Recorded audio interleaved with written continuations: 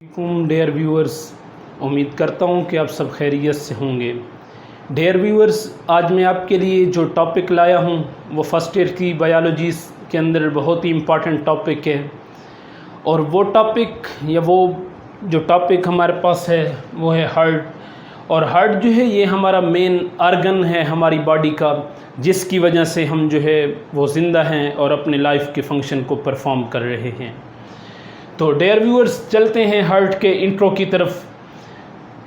तो सबसे पहले हार्ट जो है ये हमारे पास हालो मस्कुलर और पंपिंग आर्गन होता है। हालो का मतलब ये कि अंदर से ये खोखला होता है, इसके अंदर कोई चीज़ वगैरह नहीं होती, कोई मीन्स के कोई बोन वगैरह नहीं होती। इसके अलावा ये किस चीज़ से मिलकर बना हुआ है? तो ये मसल से मिलकर बना हुआ है। कौन सी मसल्स हैं? तो हम ये टॉपिक के अंदर जो है वो डिस्कस करेंगे। और इसको पंपिंग आर्गन क्यों कहा जाता है?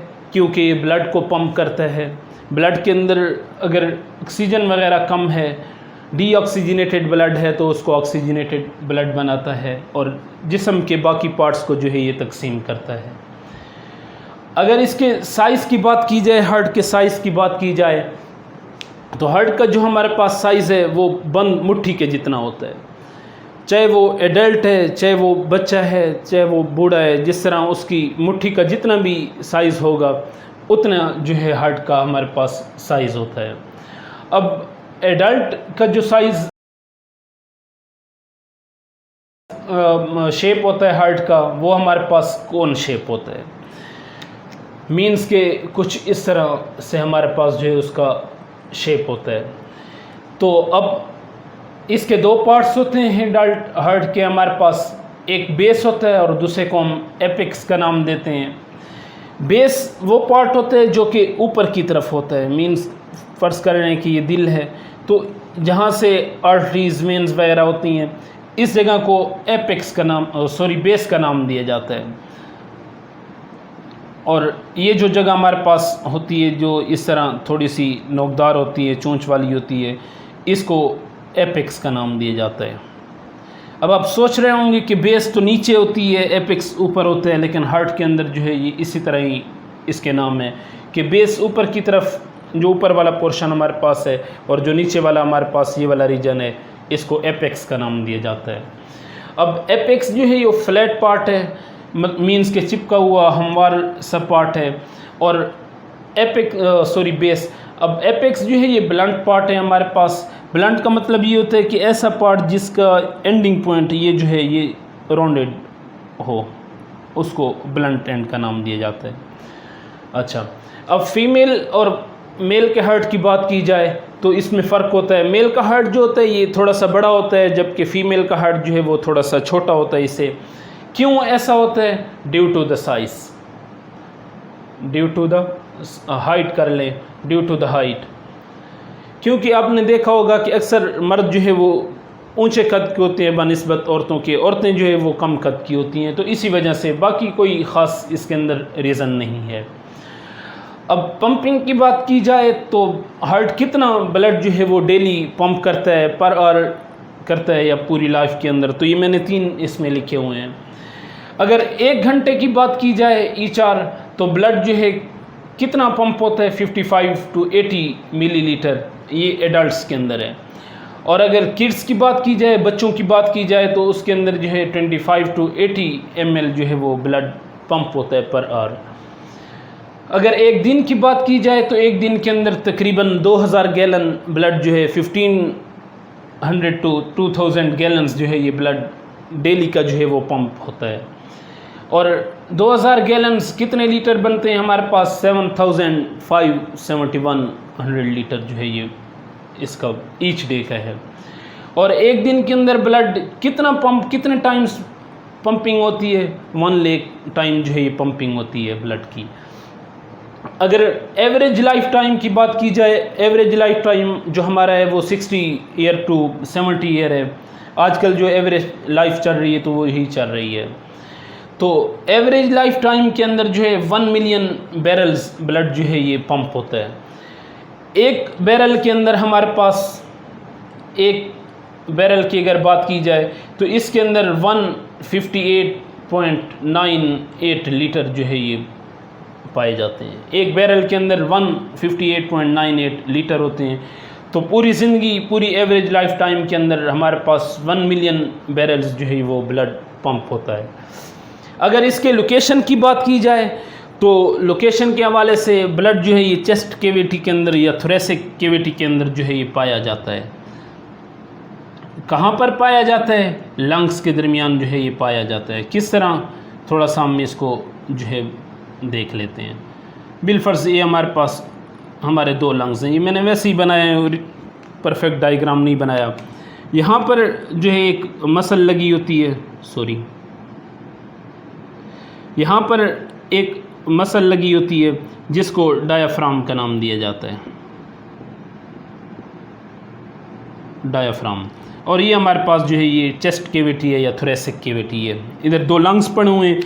लंग्स के बिल्कुल दरमियान जो है इधर जो ये हार्ट पाया जाता है। और ये थोड़ा सा इस तरह अंदर होता है। लेफ़्ट लंग जो है ये हमारे पास इस तरह से इसका स्ट्रक्चर बनता है। ये अंदर की तरफ से धंसा हुआ होता है इस तरह। तो ये हमारे पास हार्ट की जो है पोजीशन है। थोरेसिक कैविटी के अंदर लंग्स के बीच में पाया जाता है और लेफ़्ट लंग को इसने अंदर थोड़ा सा धकेला होता है। तो मैंने इधर लिखा हुआ भी है कि 2/3 हार्ट जो है ये इस साइड पर पाया जाता है और 1/3 हार्ट जो है वो इस साइड पर जो है वो पाया जाता है। और मैंने थोड़ा सा इसको ऊपर बना दिया, ये बिल्कुल डायफ्राम के साथ ही होता है, इस जगह पर डायफ्राम के साथ ही होता है। अच्छा, अगर इसके वेट की बात की जाए तो वेट हमारे पास 200 से 425 ग्राम जो है इसका वेट होता है। अब हार्ट का फंक्शन क्या है, ऊपर भी बता दी है। हार्ट का मेन फंक्शन हमारे पास जो है वो ब्लड की पंपिंग करना है थ्रू आउट द बॉडी। पूरी बॉडी के अंदर जो है इसकी पंपिंग करना जो है ये हार्ट का काम है। अब अगर हार्ट की एनाटॉमी को देखा जाए, हार्ट के अंदरूनी स्ट्रक्चर को देखा जाए, तो अंदरूनी स्ट्रक्चर में हमारे पास जो है मैंने इधर सिर्फ पेरिकार्डियम का जिक्र किया है। और नेक्स्ट लेक्चर में इंशाल्लाह मैं फिर पार्ट 2 के अंदर जो है मज़ीद हार्ट के पार्ट्स जो हैं वो डिटेल से बताऊंगा। तो अब पेरिकार्डियम जो है ये सैक लाइक स्ट्रक्चर है around the heart, sac like structure around the heart. किस तरह? तो मैं इधर सिंपल सा डायग्राम जो है ये आपके लिए शो कर रहा हूँ। सिंपल सा डायग्राम, ये बिलफर्स हमारा हार्ट है। तो इसके आउटर रीजन में जो है ये हमारे पास सैक लाइक जो स्ट्रक्चर है इसको पेरिकार्डियम का नाम दिया जाता है। अब पेरिकार्डियम जो है इसके 2 पार्ट्स हैं हमारे पास। एक इसका आउटर पार्ट है। अगर इसको मज़ीद अंदर से देखा जाए, इसको मज़ीद जूम किया जाए, तो इसके मज़ीद हमारे पास 2 पार्ट्स होते हैं। एक आउटर पार्ट होता है, एक इनर पार्ट होता है। आउटर पार्ट जो हमारे पास है उसको फाइब्रस पेरिकार्डियम का नाम दिया जाता है और जो इनर पार्ट है उसको सीरस पेरिकार्डियम का नाम दिया जाता है।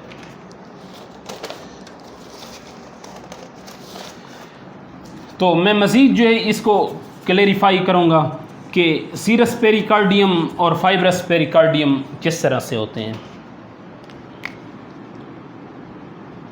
तो ये हमारे पास आउटर लेयर जो है, नाम से ज़ाहिर है फाइबर से बनी हुई ये हमारे पास लेयर है।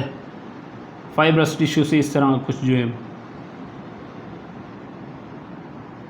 अच्छा, ये जो हमारे पास लेयर है इसको फाइब्रस पेरिकार्डियम का नाम दिया जाता है।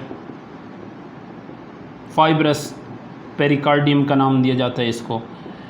और जो हमारे पास इनर लेयर है वो स्क्वाइमस सेल से मिलकर बनी होती है। पतले से सेल्स होते हैं हमारे पास इस तरह के।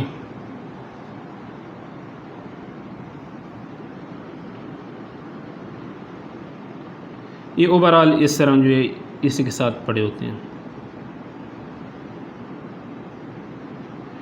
ये हमारे पास स्क्वाइमस सेल है।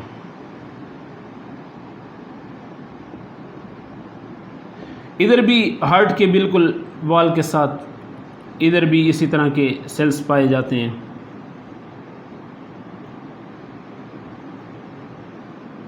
आपने खूबसूरत करके डायग्राम बनाना है, मैंने वैसे ही बना दिया है। बहरहाल ये जो हमारे पास ये वाला पार्ट है इसको नाम दिया जाता है सीरस चलो इसका मैं मज़ीद भी इधर मैंने मेंशन किया हुआ है तो बता देता हूँ।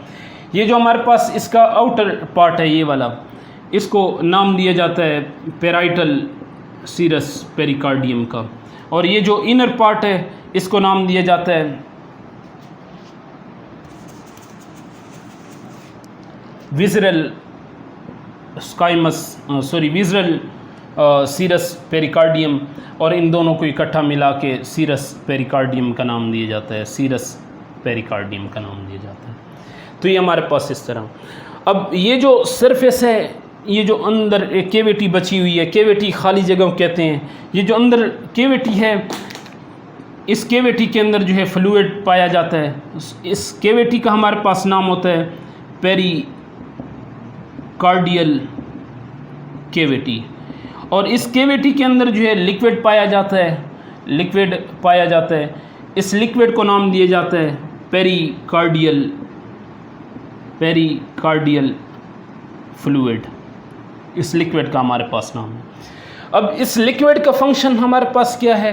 इस लिक्विड का फंक्शन ये है कि ये फ्रिक्शन को रिड्यूस करता है। किसके दरमियान फ्रिक्शन को रिड्यूस करता है? हार्ट वाल और सराउंडिंग जो उसके टिश्यूज़ होते हैं उनके दरमियान जो है ये फ्लूइड फ्रिक्शन को रिड्यूस करता है। अब ये जो हमारे पास फाइब्रस पेरिकार्डियम या ओवरऑल अगर पेरिकार्डियम को देखा जाए तो ये इलास्टिक इन नेचर होती है। इलास्टिक इसके अंदर नहीं होती, लचक नहीं होती। तो इसका फ़ायदा क्या है? इसका फ़ायदा हमारे पास ये है कि ये prevents the heart from being over stretched. ये हार्ट को जो है ज़्यादा स्ट्रेच नहीं होने देता, ज़्यादा बिल्कुल इस तरह नहीं कि बस हार्ट इस तरह से बिल्कुल हो जाए, ओवर स्ट्रेच हो जाए, या फिर जो है हार्ट बहुत ज़्यादा इसके अंदर जो है ब्लड आ जाए, जितना आना है उससे भी ज़्यादा आ जाए। तो ये काम किसका है? ये पेरिकार्डियम का है कि इधर ब्लड की एक स्पेसिफिक मिकदार जो होती है उसको बरकरार रखता है और हार्ट को जो है वो ओवर स्ट्रेच जो है नहीं होने देता। तो इस लेक्चर के अंदर हमने जो है हार्ट का इंट्रो थोड़ा बहुत देखा, उसके बाद इसकी एनाटॉमी के अंदर सिर्फ हमने पेरिकार्डियम को देखा। तो इंशाल्लाह नेक्स्ट लेक्चर के अंदर हम जो है हार्ट वाल्व्स के बारे में और हार्ट चैम्बर का जिक्र करेंगे, और 2-3 लेक्चर जो है इसी हार्ट के ऊपर होंगे। तो इस लेक्चर में इतना ही कुछ था। तो इस लेक्चर को देखने का, सुनने का बहुत शुक्रिया। अल्लाह पाक आपके इल्म में मज़ीद इजाफ़ा फ़रमाए। मुझे इजाज़त दीजिए। वस्सलाम, अल्लाह हाफ़िज़।